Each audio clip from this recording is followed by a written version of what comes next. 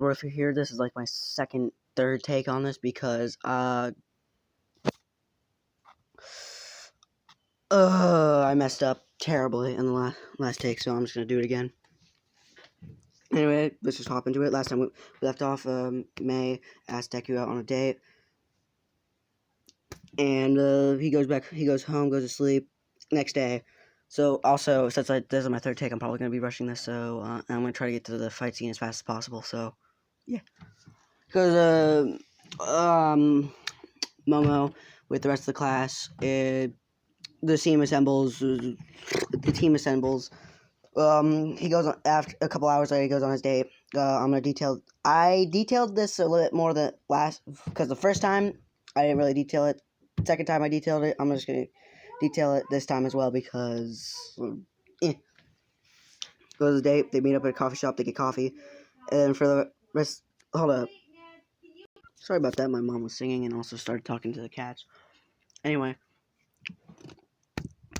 okay, they meet up at a coffee shop, get coffee. They pretty much do pretty much a supply run. They go to the mall and pretty much they buy some supplies because I don't think malls would have all the supplies they need. And also let's say he buys her a necklace that's like a gear and also he's not simping. He's just a really good boyfriend, even though they've been dating for like a day. It pretty much is their first date, technically. But technically, they did hang out a couple times, which I'm not gonna say I didn't mention pretty much any of them because I was gonna do this for plot because I really don't want to go through all this and mention all of them. But they did go on supply runs together twice that I mentioned. But let's say they went on supply runs together 5 times. So it's kind of not really their first date, but it is at the same time. Anyway, he checks the time. Let's say it's 8. Yeah, they were dating for 3 hours. I decided to change it. I made it 7 before. Now I'm making it 8. Okay, pretty much everything happens canon except Deku can't disguise because he has the rig on because he wears the rig everywhere he goes. So he's not hiding inside. He's more in crowds, trying to keep himself hidden. Everything goes to canon. They get to that one part where they see the Nomus. Deku doesn't waste a single second and he starts killing them. Let's say there's 30. He killed 10. Police come. Everything goes to canon pretty much except for the police have a better time taking care of the Nomus because they have the cutter and the armor. So let's say since they have the armor, none of them die either. And pretty much not all of them have the armor, but a lot of them do. So, yeah. Let's say none of the police force dies, but there's obviously going to be those innocent people who do die because that was pretty much a huge explosion. Pretty much everything goes about canon, but Izuku starts wearing his armor because he would make him look more like a police officer with just some people he's trying to get to safety. So the whole on fights happens. Deku gets up. Ida tries to stop him, saying, "I'm not gonna let you kill All Might," because remember, he still thinks he's a villain. He just elbows him and says, "I'm not gonna kill All Might." He pulls out his cutter and it doesn't kill All for One, but he shoots his mask and it breaks his mask off. Pretty much, he breaks all the mask except for the front part because All Might broke that part, obviously. And he gets hit by something, which goes flying 10 feet. Lands, looks up just to see Bakugo. Bakugo says, "I'm not gonna let you interfere with this fight, Deku." Let's say Deku can, this is pretty much the fight scene, so I'm probably gonna slow down here. Deku can, mimic, Isaac Clarke's voice, so he mimics Isaac Clarke's voice. And he says, "Who's this Deku you speak of?" And he's like, "Oh, you must just be one of the, not Bakugo. It's you must be just one of those police officers trying to make a name for himself." And then Deku just completely ignores that thing he just said and just, "Well, who's this Deku and why do you hate him so much?" And Bakugo says something about how Deku's more powerful than him. and he wants to prove that he's more and the only way he thinks that that's possible is by killing him. So, yeah, so let's say there's like 2 fights going on, and Deku stops doing the voice and says, okay, okay, I guess this is your chance. And Bakugo is like, what? And in the pure confusion, Deku rushes him and pretty much and gives a good like jab to the nose, which causes Bakugo's nose to bleed instantaneously. And instantaneously, like, this fight is huge. Like, they're both jumping around. Bakugo's sending out huge explosions. Deku's dodging them, trying to throw some of those things that slow him down. He does land, like, let's say 2, because Bakugo knows how not knows how it works, but like knows that when he's gonna throw it, because he kind of like reaches behind him and throws it.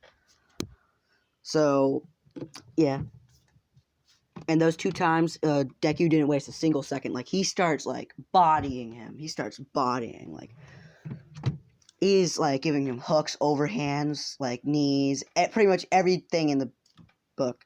Let's say the fight goes on. They're both only Bakugo's bloodied up. Let's say Deku is like hurt, but he can't be bloodied up because he has the armor on. And but it does show his like blood amount, and it's like he still has like 75% before he like dies. And Bakugo goes in for one last rush, and let's say Deku goes for a head kick, and it lands, and Bakugo is out cold. He's not dead.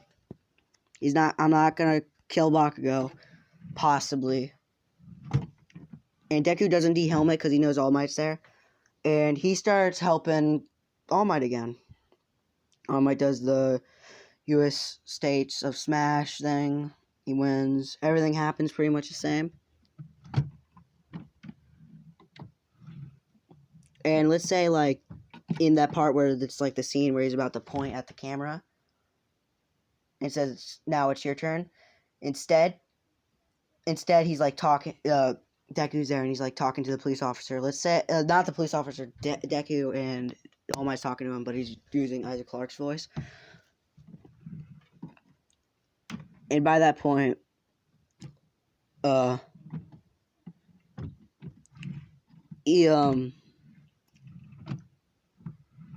Might's like, I should have never abandoned my successor to this just random copy Matt, and he thinks he could trust him enough because he did help him a lot with the